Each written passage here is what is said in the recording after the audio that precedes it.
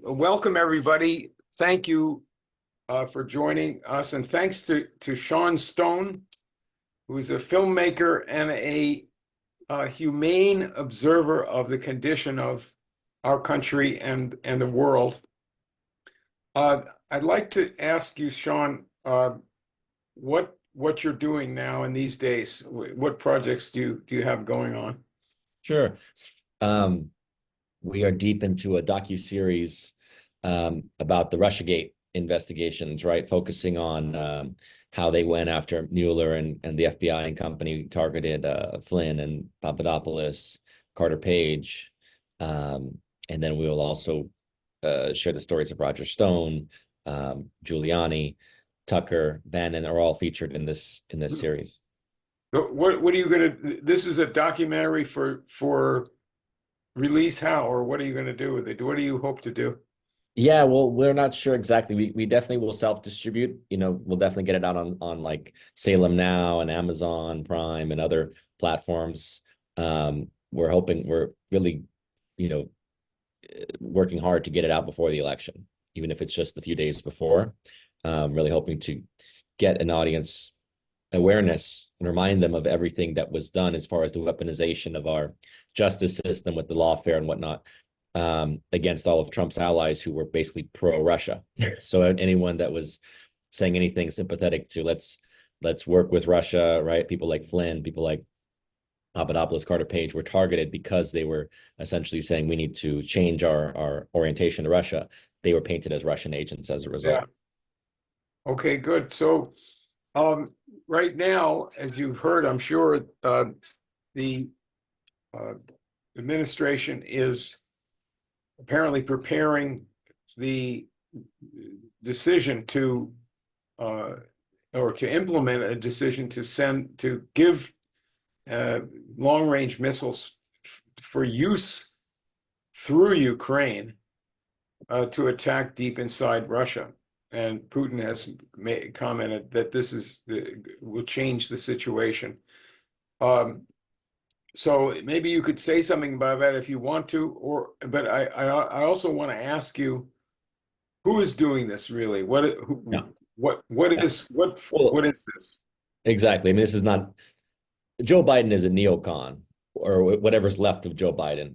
He was essentially a neocon. Don't forget, he self-proclaimed architect of the Iraq War, right? He would brag about that, just like he used to brag about his 94 crime bill, right?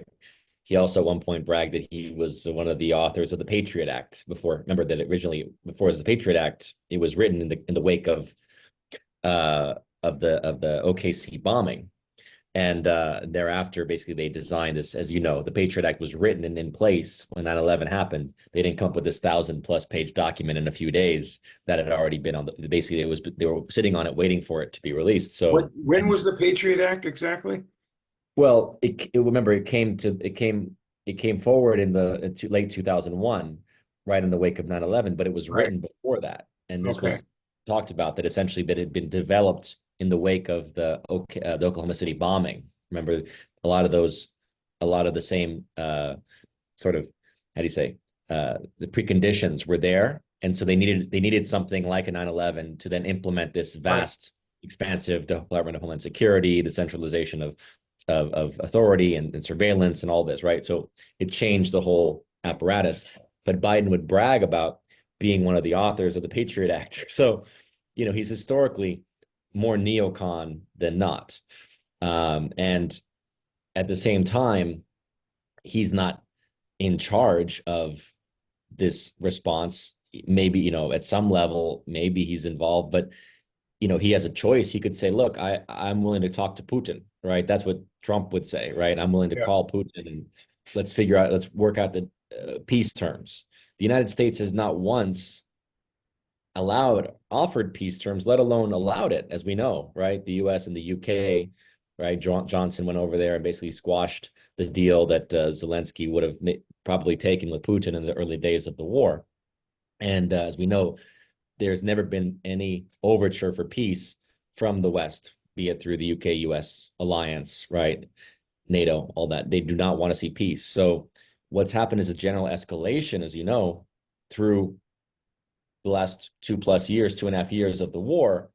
More recently, we saw Ukrainians, even though they're being decimated as manpower goes, they are getting F-16s, they are getting these advanced missile systems and things like this to continue to prolong the fight, because the intention, as you know, from the neocon and the anti-Russian faction in America is basically, let's bleed Russia, right? That's like, it's like John McCain's ghost is out here basically cheering, we're going to bleed Russia on this, right?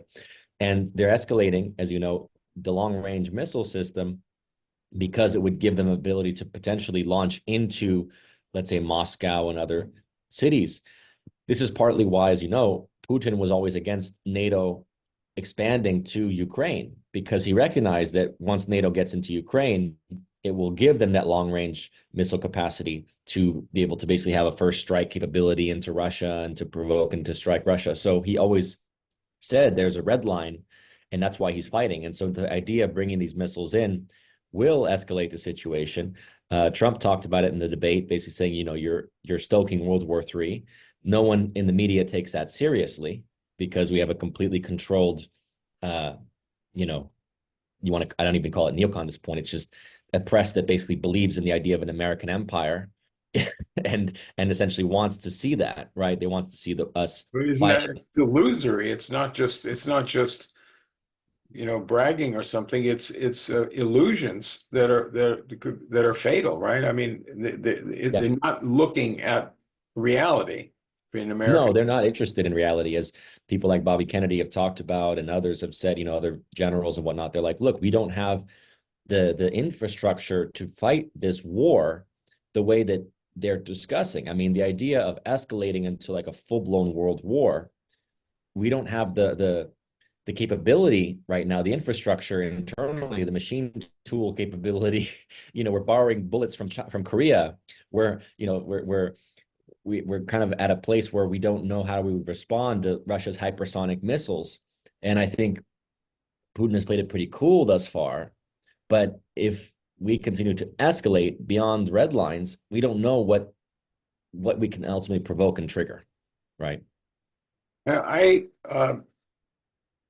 saw you as a as a young man playing Jasper Garrison, the son of the Jim Garrison in your father's movie JFK.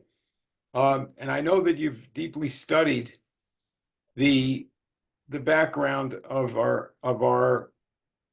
the story, the confrontation between these different factions since that time. I have a copy of the book that you did, I guess, as a senior thesis, and then expanded later on, called The New World Order. Is it a tactic of imperialism? And so, in that book, you bring up the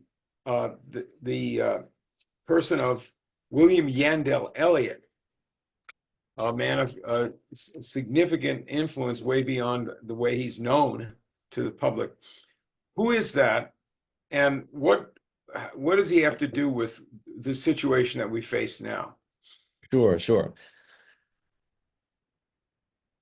I mean, Elliot is just a fascinating character in terms of intellectual history, right? Because he's someone who was at the sort of the nexus of intelligence. He was a CIA. He had a CIA office. He was at the same time a professor at Harvard for about 40+ years of politics. So he taught, JFK, Trudeau's, what was Trudeau's father? Pierre Trudeau. I think both Bundys, but at least Mac, if not both Bundy brothers.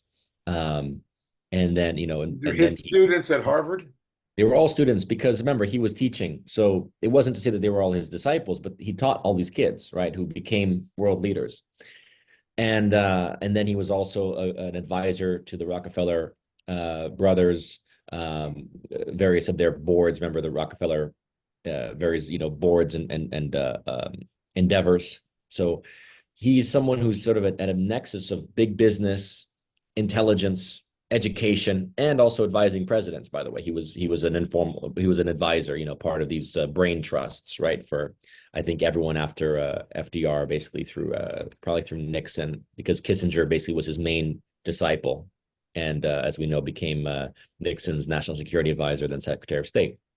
And Eliot himself had the pedigree of the British roundtable groups. So the book really was trying to show, for those that are not familiar with it, a lot of Carroll Quigley's work gets into this very well.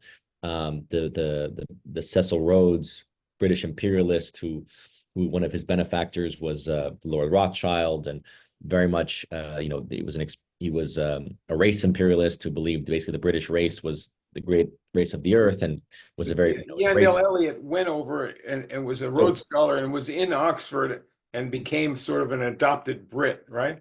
Right. Well, so the point being that Rhodes, as you know, he leaves his will basically saying that we would need to reincorporate America into the British Empire.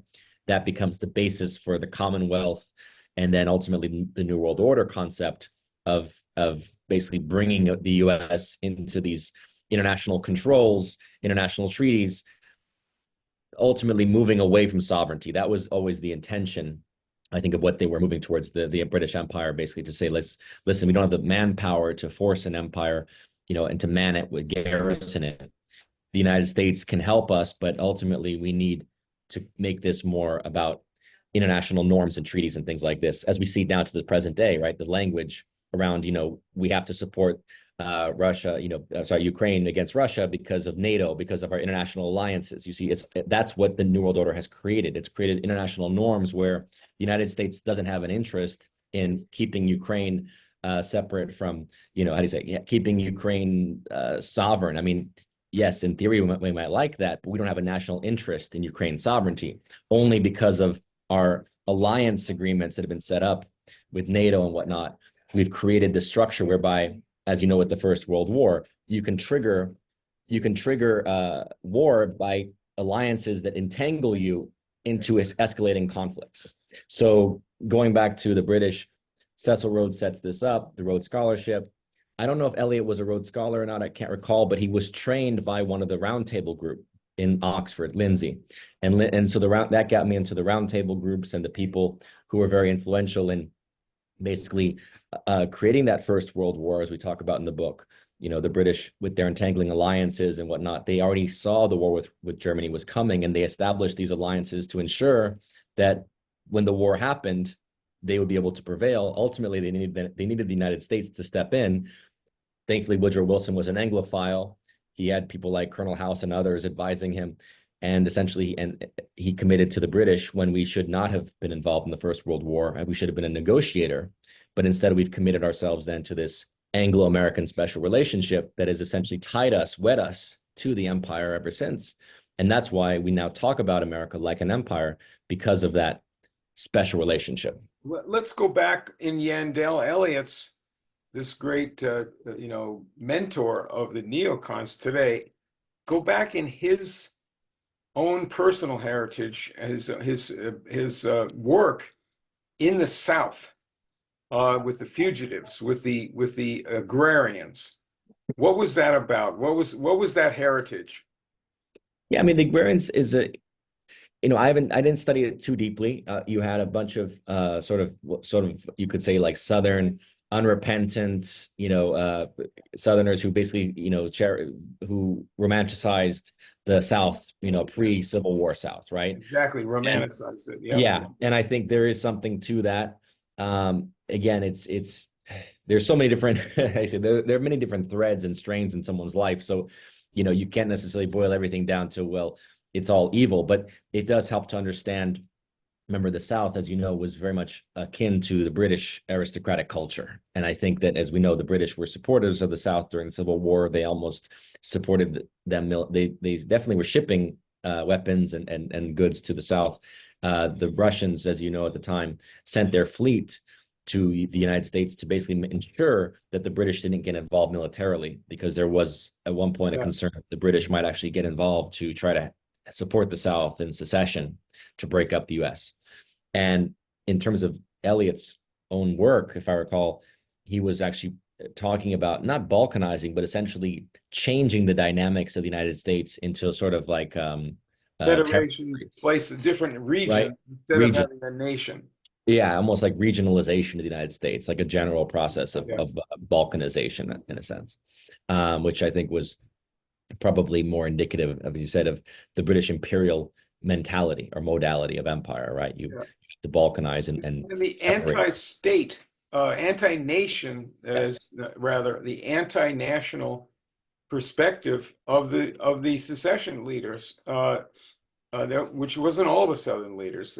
Some of them, got, even though they were in that to be, in that milieu, they were nationalists, like George Washington. So this is, I know that's his background in Tennessee, the birth of the Klan and the whole post-war idea that this was the great what do you call it, the lost cause that right, needs to be revived. right. So in contrast with this now, um, I remember reading that when Kennedy was assassinated, Elijah Muhammad, the leader of the Black Muslims, was in with his disciple Malcolm X, and Malcolm X made some remark about this killing of the president was the chickens coming home to roost, that Kennedy was responsible for his own death because of what was doing in Cuba or whatever else. And so Elijah Muhammad said to him, "Don't say that. The American people revere John Kennedy." And I think this had an impact on Malcolm X, this and other things that made him think very deeply beyond all the categories being presented to people at that time, so that he was an original thinker about religion and international affairs. But the question then arises, what is the American people in contrast to this gang that you were talking about? What are the American people? Can you what are the threads, the mystic chords, the good things, or the how do you evaluate the American people coming into this crisis from before and now? It's a big question, but if you have any thoughts about this in the perspective of where we've been since this catastrophe of the 60s. I think the American people are actually fighting. They're fighting a good fight now. Um, I mean, to be honest with you, I think that there have always been strains of the American conscience that said we don't trust the government, right? And I think a majority, even since about 67 or 68, since the first polls, a majority didn't think Oswald acted alone, right?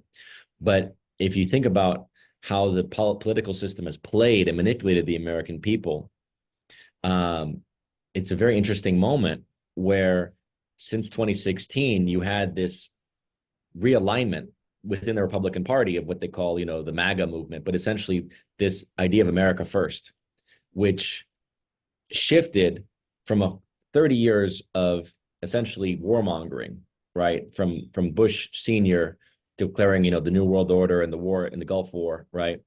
Through Clinton's wars, in Yugoslavia and whatnot, the war on terror especially escalated it. And then in 2016, essentially, Trump says Iraq's a disaster. We should stop with these stupid wars. We should stop, starting wars that are unnecessary. And people resonated with that. And so I'm very encouraged to see the amount of the alliance, essentially, of working class, you could say working class Americans, middle class Americans, uh, uniting around simple ideas of let's prioritize America. Let's focus on our industry. Let's focus on protecting our nation and not going overseas for these ridiculous wars, right? No one voiced that until Trump did, which is what's interesting about, why he's been so demonized, I believe, by people like Cheney, who's joining the Democrat Party.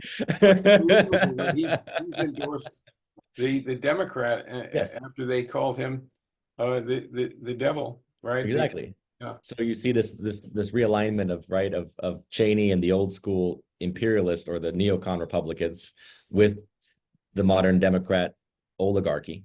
And it's a very interesting situation where I see all these Americans finally feeling like, hey, we have a voice, someone in the political movements, and obviously RFK is similar, is starting to voice things that I believe.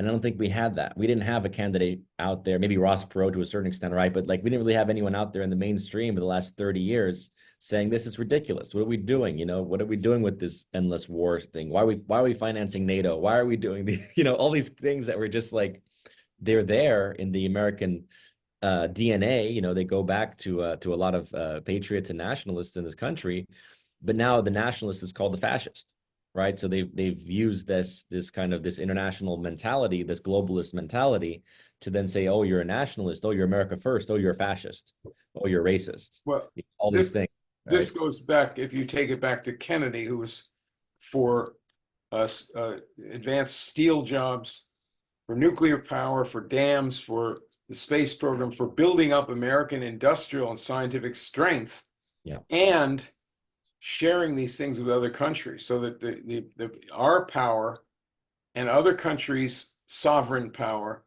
would go hand in hand. And because he's a nationalist in the tradition of previous greatest leaders, he's got the strength of mind to get us through the Cuban Missile Crisis, for example. exactly, Uh, exactly.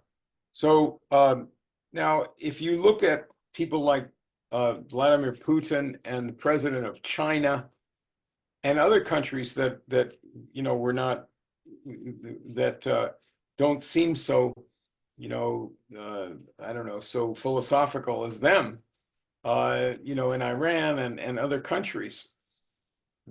Uh, how I mean, there's obviously differences among those countries, but how could they view the United States in a positive light? How could they interact with the United States if we had an outreach to say, let us be sane, let No, us concentrate on our national interests.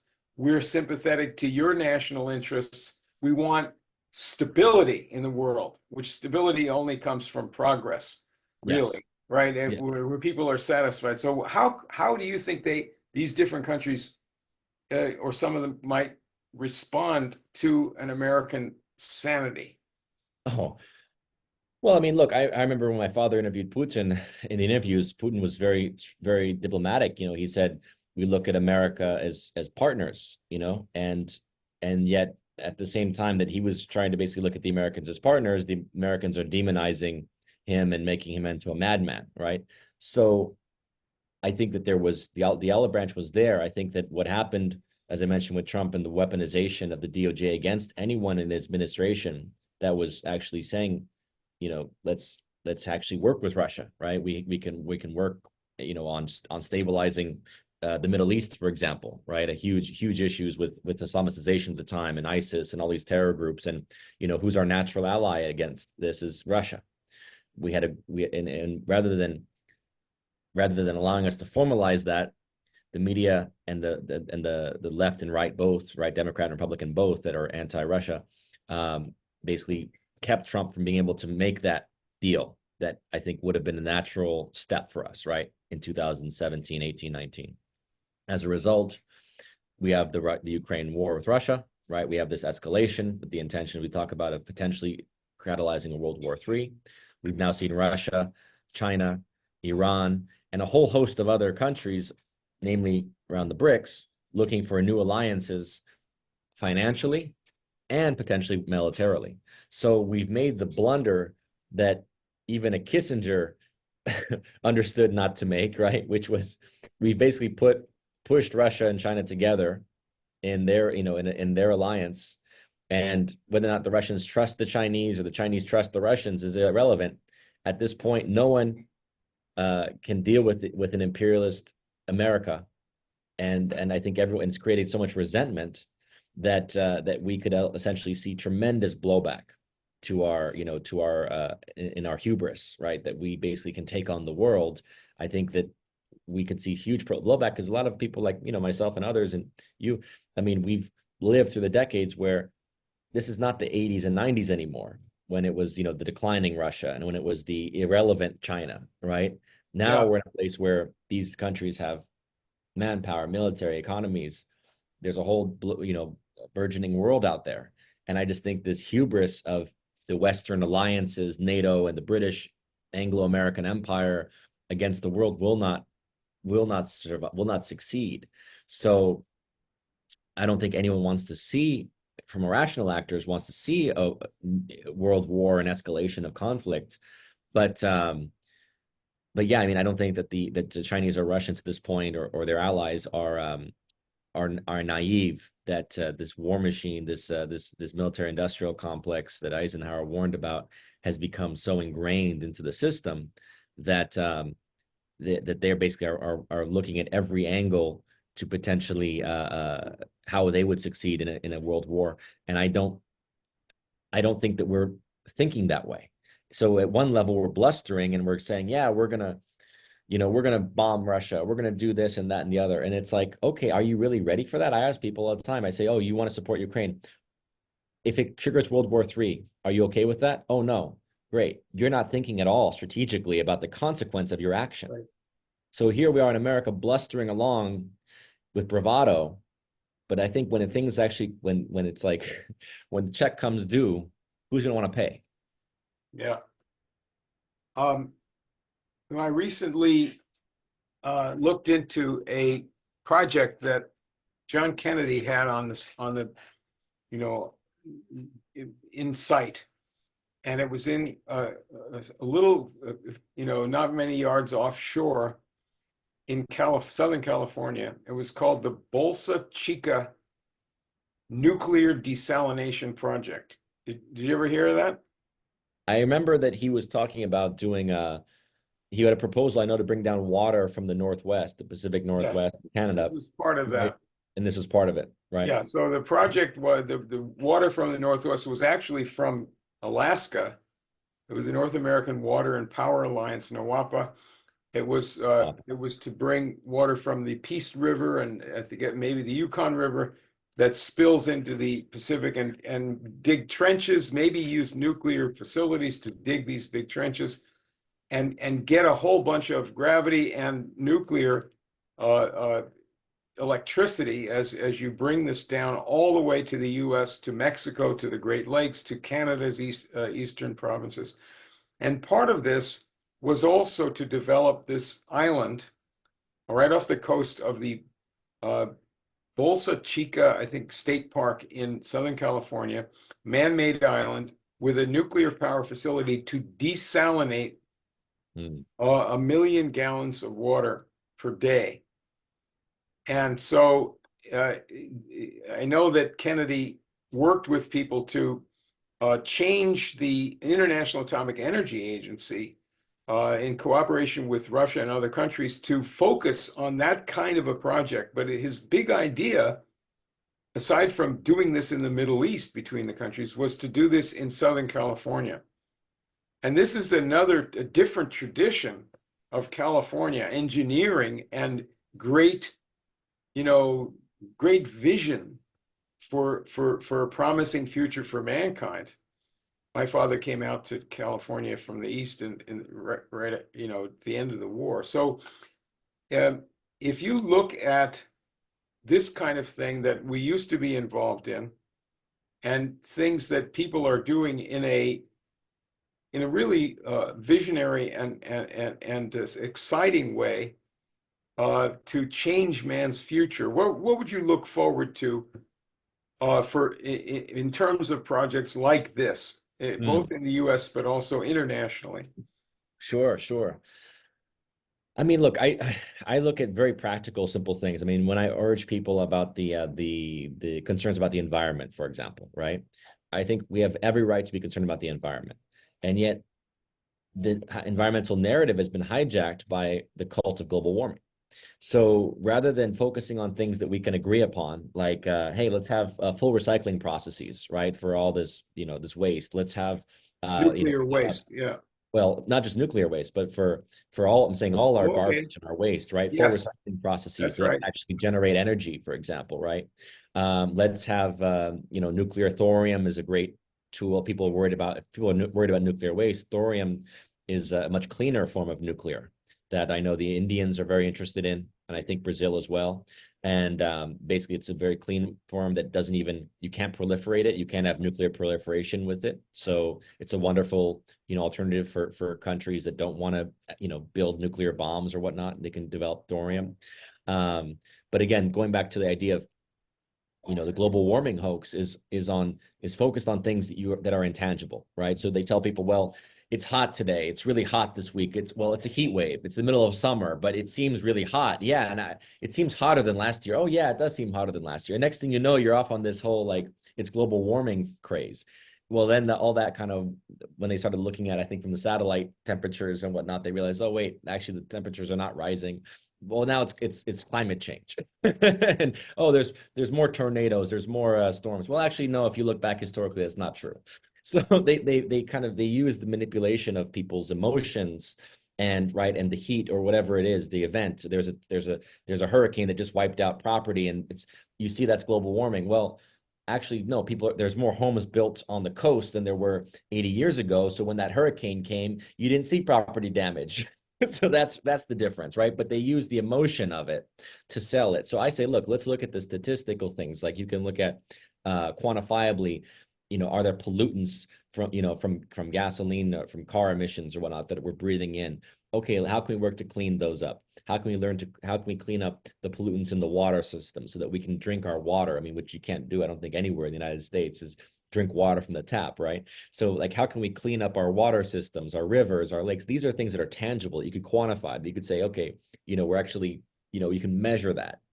Instead, they want to only measure, carbon dioxide, which is actually plant food, right? That actually allows us to have green, greens and more Yeah. green on the planet. So it's really absurd how the environmental movement has been hijacked, not fully. I mean, there are good groups, but for the most part, this agenda of carbon focusing on carbon is a hijacking of what could be very um, important endeavors that we're doing collectively to clean up our soil, our food supply, all these things, right? The topsoil is being eroded, our nutrients are down. Like these are things that we can actually tangibly quantify and affect, right? And we know we can affect instead of these ridiculous things of building windmills and solar that you're digging up lithium and and building these batteries that's actually that's toxic to create in the first place. It's creating huge amounts of emissions that you say you're trying to stop to build these things, right? And then they're inefficient anyway. So I just think the whole nature of the environmental movement since the carbon dioxide craze has been hijacked from a place where we could actually do things developmentally. We could say, we want to clean up our planet. We want a cleaner planet. We want a more efficient planet. We want more efficient energy systems and production. And we want to basically grow the population. And the only oligarch that talks about that is Elon Musk, by the way, which is About why having an increased population, more diverse exactly. population. Exactly. Only Musk Yeah. says, hey, we actually don't have enough people, despite what these oligarchs like Bill Gates and others are telling you that there's too many people. Musk is actually right. He's saying there's not enough. If we actually go to that place, we want to develop missions to Mars and things like this, you need a growing, expansive, educated population. And that's, I think, where we're at is this crisis moment of the oligarchs, like the Gates and their allies, as you know, of many decades in the environmental movement and others who are basically saying there's too many people, there's limits to growth. We basically have to stop your reproduction, and then we'll replace the population with immigrants. That's kind of their modality, right? Yeah. And then people like Musk and others who are saying, no, we need to actually continue to expand our population to grow our economies, our industries, and to take that, as Trump's also talking about, you need energy to be able to do that. For the expanding population, for the AI and other technologies that we're designing and developing to Yeah. help us in these endeavors, you need more energy production. So that's the war. I think that's why they're slashing energy production because, as you know, when you get the Green Deal, that's going to cut your energy production because you're using windmills and solar and stuff.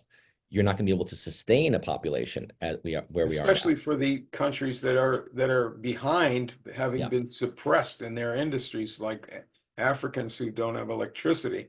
yeah, I was thinking of the positive attack that could be done by environmentally concerned people on a corporate structure, and that is when companies dump their waste into a river or do something similar to that, they are not they're doing false accounting, and they say, well, okay, we have a so and so amount of profit.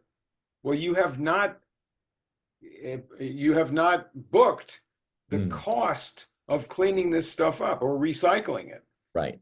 So that it's a lie, and it's based on the skewed mission of the government, which instead of simply limiting, this or that industry, and that will help our environment, you have to set standards that actually give confidence to the public that we're making progress. Right. I think this is a concern for every country. China, they had pollution in the cities. They have solutions like the high speed trains and other things, but they're tackling some of these direct environmental problems as we used to tackle the question of soil depletion. Uh, have you ever been to Africa? Yes. To I've been around. I've been to Angola. I've been to North Africa a little bit, to the Horn of Africa. Yeah. what do you see as some of the issues that they're a new generation of people would be facing there? Oh, Uh, well, I'm sure it's similar to, I mean, I'm sure it's similar to a lot of the older issues. I mean, I mean, again, different countries have different approaches, right?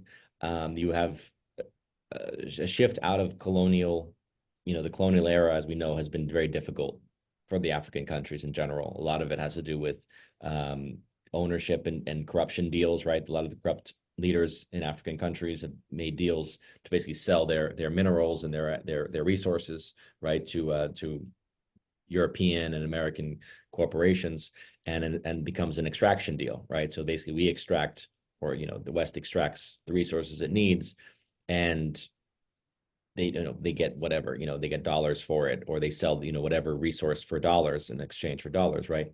As we know, the petrodollar system is coming to an end, and this is really fascinating because now the countries don't need dollars to buy oil, right? It could change the very dynamics of how the economies move, right? We're seeing a lot of China moving into Africa. I've heard, mixed things. Sometimes they say, well, it's good they're actually building some infrastructure when well, they're, like the dam in Ethiopia, the Grand right. Renaissance Dam. Right, exactly. So there is some level of development, but there's still a lot of exploitation going on. So I mean, ultimately, um, yes, what Africa needs is infrastructure more than anything as a basis for economies to grow, right? We can't really have economies without infrastructure. It's clear if you don't have the roads, or the capacity to develop, let's say even to refine your own goods. I mean, why is it that you're extracting from Congo diamonds that are then being refined in like a Brussels, let's say, right, or in Europe, let's say, or in Israel or whatnot. Like, why are you just exploiting the resource, then refine it elsewhere? Why can't the Africans, have the technology which is available, should be available? They should be able to develop to then refine goods, right? That they could then have internal markets, and develop their standard of living the same way that China has rapidly developed its standard of living, as we know, over the last 30 years. Yeah. Um, I don't see why African countries couldn't do very similar things. Obviously, as we know, there's a lot of historical division that's oftentimes been created externally by the colonial modalities. There's also tribal conflicts, which are real and indigenous to the various tribes and former tribes that let's say a lot of whom are still part of those tribes, right, domestically. And so there's a mixture of internal squabbles, external created squabbles, economic factors created by the IMF and others, to basically, put these countries into debt. Um, but Africa is such a rich continent, as we know. It has Yes. the wealth it needs. There are language issues. There are, there are barriers about transportation. There are a lot of these things that are real, and artificial boundaries that have been created that have to be worked with, so-called borders. But if Africa was able to get it together in a kind of semi-cohesive way of development, you're talking about a tremendous potential for Africa's future, as long as it's the leaders don't let them the people be exploited for the sake of a few, right? A handful Yeah. of the rich oligarchs, let's say. So so for a last point, Donald Trump is a negative about people dumping the dollar, and Mm, he's saying this is not good. The dollar should be a reserve currency. He's going back against what the BRICS are doing to get their own currencies outside of the dollar. right. Uh, but if you look at it in a possible positive light, what could be the United States role? And you know that I work on trying to look back at what the U.S. accomplished Yes. as a scientific and industrial power and progressive nationalism. But so what could the U.S. do, supposing the U.S. returned to being a contributor to civilization? What would be the role of the United States with respect to these other countries? What's possible for Americans? If that you could offer to Americans Yeah. as a way of saying to them, get rid of these people that are making these wars.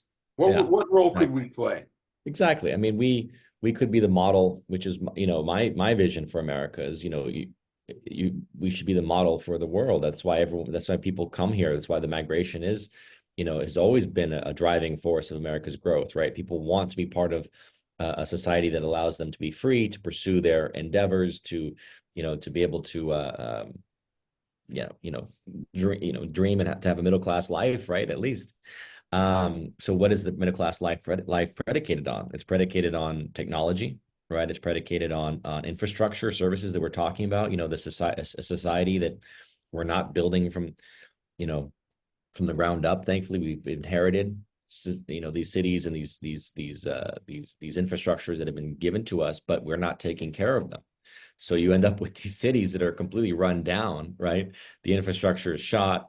They're spending billions of dollars trying to figure out how to deal with homeless people. I mean, it's a completely, we're just in a rut at this point, it feels. And yet we know that we have the intelligence, we have, a relatively educated population, we have a massive population.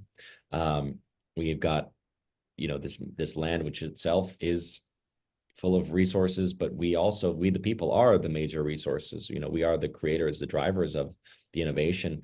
We also Yeah, have ties. We have ties to all these different races and ethnic groups around the world. We have all these yeah, immigrants from Africa and from exactly. India and from everywhere else. Yeah, So we could connect to those people right overseas and through here. What do you yeah. think? But well, I mean, again, it's yeah. I mean, you can connect, but the point is, like, what's going to drive our growth, right? Right, Is recognizing that there is something to grow into. Right now, we don't. I don't think there's much of a vision of a future. That's why mostly it's shifting into dimensional spaces, dimensional being virtual reality spaces, right? People right. are Oh literally my selling, God, they're that's creating right. economies, right, of scale of selling condos in virtual space. Right. Um, so Uh, it's a little bit depressing when you think about like what we could be developing and building and growing here, in this country, right? We have the room for it. You travel across America, it's mostly empty, right? We could be building new cities. We could be reinvigorating our current cities. We could be, again, we could have a vision kind of like Elon Musk is talking about of, space travel and exploration and all the technology that comes along with that. Fusion energy being, sort of the goal, right? Of where we yeah, would to develop our energy. Maybe fusion is the goal. I don't know. Maybe there's others beyond that, 0 point energy, things like this, right? So my point is, where is that? I say there's right now there's been a bit of a cultural decay that we've seen in our lifetime. I think a lot of it you can see in the music, you can see in the films, you can see in the television shows. It's like it, it's it it's not aspirational anymore. And I yeah. think we need a new renaissance, an American renaissance, to drive another layer, a new level of technological growth, innovation, excitement, expansion, and that will then carry over, of course, the way that we've done with Hollywood and with our technologies and our products, right? People all over the world have wanted to buy American or buy into the American dream. I don't know if that's currently the case, but it could be. Would you be willing to, or you be interested in doing a movie about some of the shockingly better things from our past compared to what we are now? Anything like that? I mean, at the moment, I don't have that on my radar, but I'm always open to a good story, a good script, a book that can be developed. Okay. Well, Sean Stone, thank you so much for uh, working with me and coming here to tell people what you know about the world, and I hope to be talking to you again soon. Pleasure. It's It's always fun. good to see you. Thank you. Thank you, Tony. Bye bye.